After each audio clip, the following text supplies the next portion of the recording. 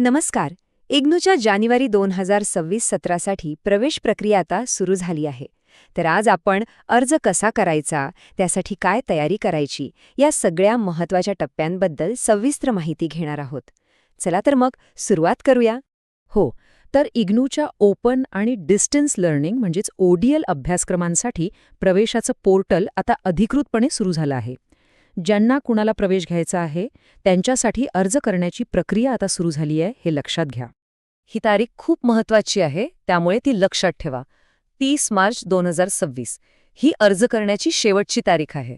त्यामुळे आपलं सगळं काम वेळेच्या आधी पूर्ण करणं खूप गरजेचं आहे. तर आज आपण काय काय पाहणार आहोत? सगळ्यात आधी अर्जाची तयारी कशी करायची, त्यानंतर नोंदणीची स्टेप बाय स्टेप प्रक्रिया, मग कागदपत्र कशी अपलोड करायची, फी आणि रिफंडचे नियम काय आहेत, आणि शेवटी काही महत्त्वाच्या सूचना, म्हणजे अर्ज करताना कोणतीही अडचण येणार नाही. चला मग पहिल्या टप्प्यापासून सुरुवात करूया. तो म्हणजे अर्जाची तयारी. अर्ज भरायला घेण्याआधी काही गोष्टी तयार ठेवल्या की पुढची प्रक्रिया एकदम सोपी होऊन जाते.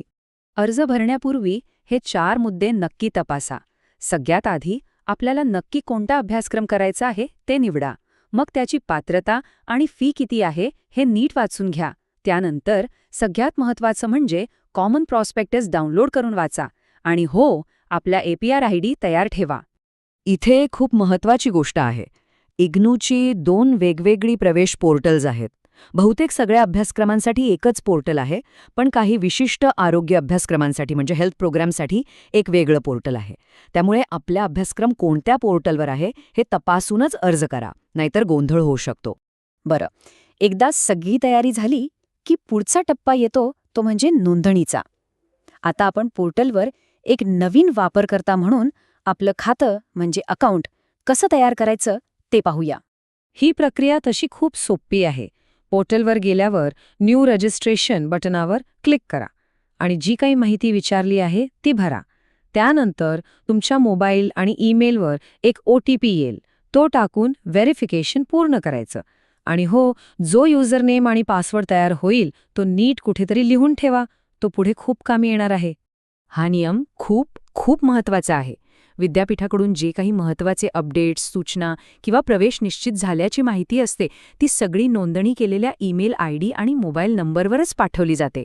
त्यामुळे इथे दुसऱ्या कोणाचाही नंबर किंवा ईमेल देऊ नका. आपले स्वतःचेच संपर्क तपशील द्या. चला, आता पुढच्या आणि अत्यंत महत्त्वाच्या टप्प्याकडे वळूया. तो म्हणजे कागदपत्र अपलोड करणं. अनेकदा लोकांचा इथेच गोंधळ होतो.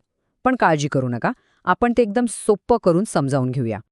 अर्ज भरायला बसण्यापूर्वी ही सगळी कागदपत्र स्कॅन करून तयार ठेवा. म्हणजे तुमचा फोटो, सही, तुमची शैक्षणिक कागदपत्र आणि जर गरज असेल तर अनुभवाचा दाखला किंवा जात प्रमाणपत्र. आता इथे फाईलच्या साईजकडे नीट लक्ष द्या. तुमचा फोटो आणि सही 100 KB पेक्षा कमी साईजचे हवेत आणि बाकीची जी कागदपत्र आहेत ती 200 KB पेक्षा कमी साईजची असायला हवीत. या नियमाचं पालन केलंच पाहिजे, नाहीतर कागदपत्र अपलोड होणार नाहीत.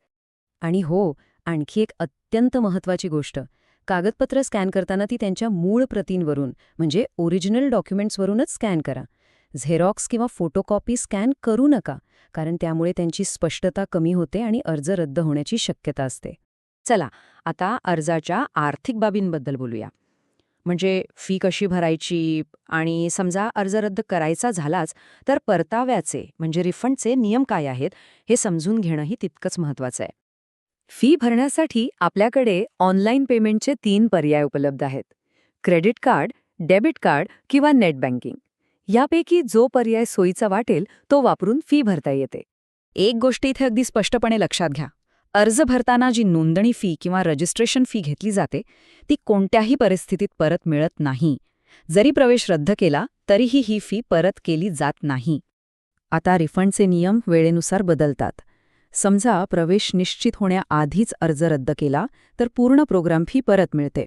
पण एकदा का प्रवेश निश्चित झाला की त्यानंतर अर्ज रद्द केल्यास 15% रक्कम कापली जाते. आणि हो, प्रवेशाची शेवटची तारीख संपून 60 दिवस झाले की मग कोणताही परतावा मिळत नाही.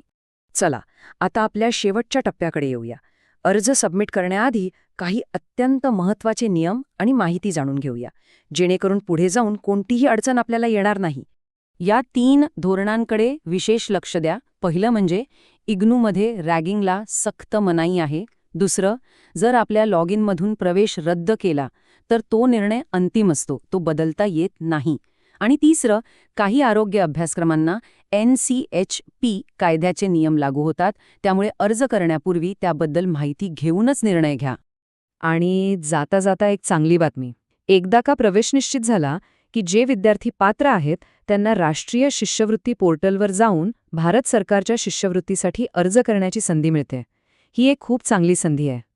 तर ही होती इग्नूच्या प्रवेश प्रक्रियेची संपूर्ण आणि सोप्या भाषेतील माहिती. आता सगळी तयारी झाली आहे, फक्त प्रश्न एकच उरतो. आपल्या भविष्याला एक नवा आकार देण्यासाठी आपण नक्की कोणता अभ्यासक्रम निवडणार? हा निर्णय विचारपूर्वक घ्या, कारण यावरच आपल्या करिअरचा पाया अवलंबून आहे.